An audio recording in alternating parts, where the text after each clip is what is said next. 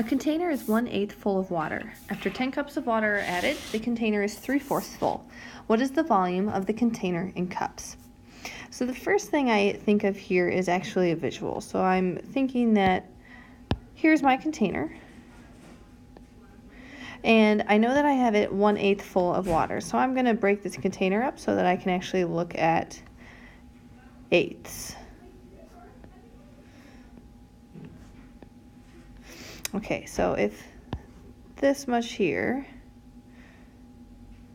is full of water, and then we're going to add 10 cups to the container until it is 3/4 full.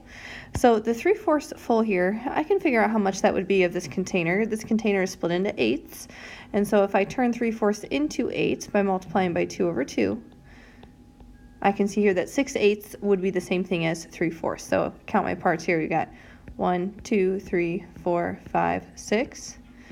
So this right here represents the 3/4. And then the 10 cups, though, are being split up among these 5 pieces here. So I got 10 cups to split up among the 5/8. So simple here, we just have 10 cups split up into those 5 parts.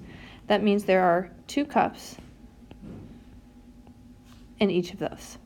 And then they want to know what's the volume of the container. So the whole container here, if each eighth can hold 2 cups, then I'm going to have 16 cups worth of volume.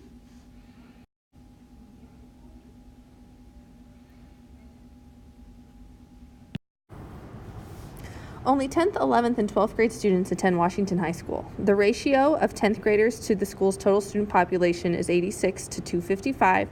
The ratio of 11th graders to the school's total student population is 18 to 51. If one student is chosen at random from the entire school, which grade is that student most likely to be in? So we're being asked essentially about probability, but notice here that we've got the ratio stated.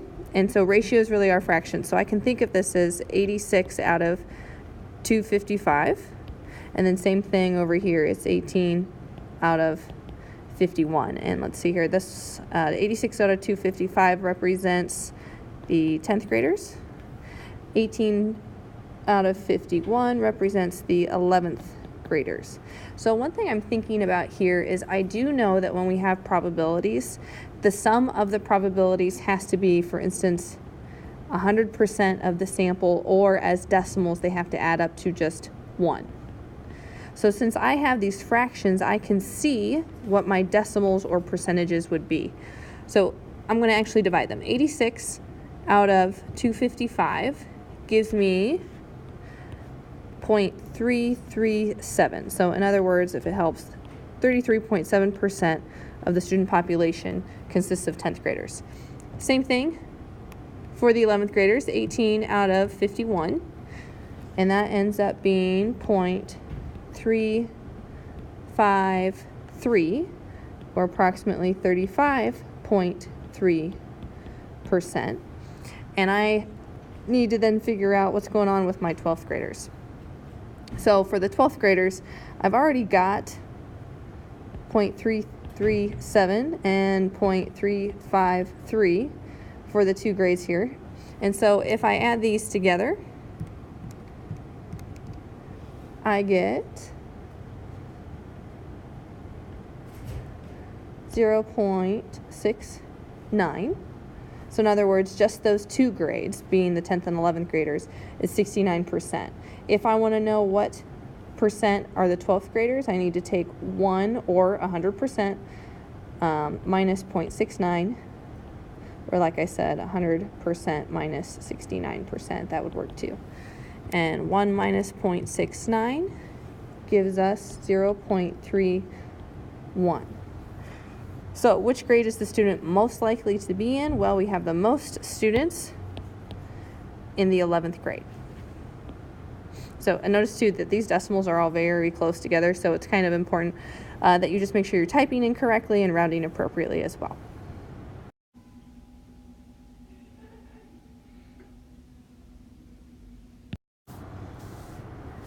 So here we want to add together these 2 fractions, and we see here that we have square roots in the denominator. And so all they're trying to get at here is make sure that you understand what it means to find a common denominator. So I could go through and find the common denominator between radical 2 and radical 3, but instead I'm going to use the approach that would be the most efficient and likely the fastest. So even though you might know that to add two fractions you need a common denominator, the square roots might throw you off. What you should notice is that all of these are really just numbers, and I could find out what they equal. So I suggest that you go to the calculator for this, and I'm going to type into the calculator what the question says. So 4 over radical 2 plus 2 over radical 3, and the calculator approximation of this is 3.983.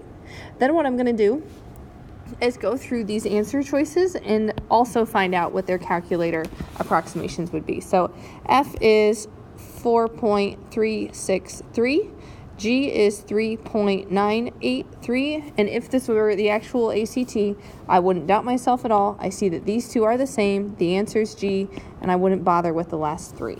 So this approach works anytime that you're just trying to simplify an expression and you don't have variables in the question or in the answer choices.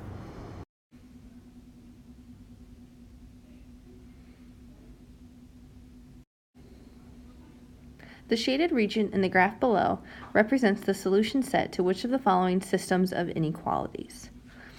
So here we have a line, and this is actually kind of nice because they did tell us the equations for both of these. So here's the equation of our line and the equation of our circle, and we're trying to find the system down here that would satisfy the system above.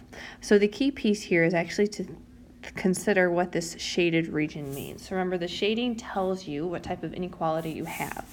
So in general, if I have the line y equals negative x plus 2, it's shaded under it, or where smaller y values are. So the inequality would be y is less than negative x plus 2. Again, because the shaded part are the smaller y values. So when I look at these choices here, A I'm going to hang on to because we have y is less than negative x plus 2. B is out because it's greater. C is out because it's greater. D we can hang on to. And then E just doesn't even have the x's in this top one here. So this one doesn't even make sense. So E is for sure out. So now we're between A and D. And so we're looking at the equation of the circle.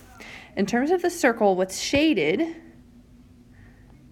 is what's inside. Now the system has to be what satisfies both, but if we are inside the circle, then we are looking at the values that are smaller than 9. In the equation of a circle, this number here represents the radius squared. So if the radius squared is 9, then the radius would just be 3. So being shaded inside the circle would be all the radii that are smaller than 9. So I need to pick the inequality that says smaller than 9, and that would be A.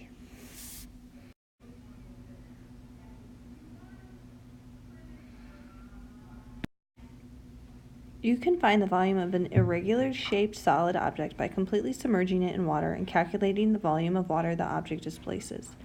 You completely submerge a solid object in a rectangular tank that has a base of 40 centimeters by 30 centimeters and is filled with water to a depth of 20. The object sinks to the bottom and the water level goes up 0.25 centimeters. What is the volume in cubic centimeters of the object? So first thing I'm going to draw here is my rectangular tank.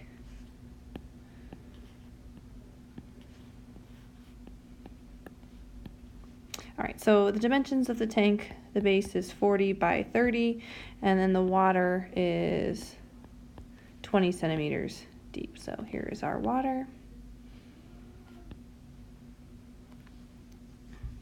All right, so an object as it's placed in the tank sinks to the bottom, and then we see the water level rise. So it will rise to 20.25, and we need to know how much water was displaced. So to find out how much was displaced, I need to know how much was there in the first place. So the volume of the rectangular tank here would be area of the base times the height. So this would be 40 times 30 times 20, and that is 24,000 cubic centimeters. But then when the water is displaced, this would change to be still 40 by 30 because that's the base, but the depth is now 20.25. And multiply these three together and we get 24,300. So what's the volume of the object? Just have to subtract these two. 24,300 minus 24,000 is 300, so the answer is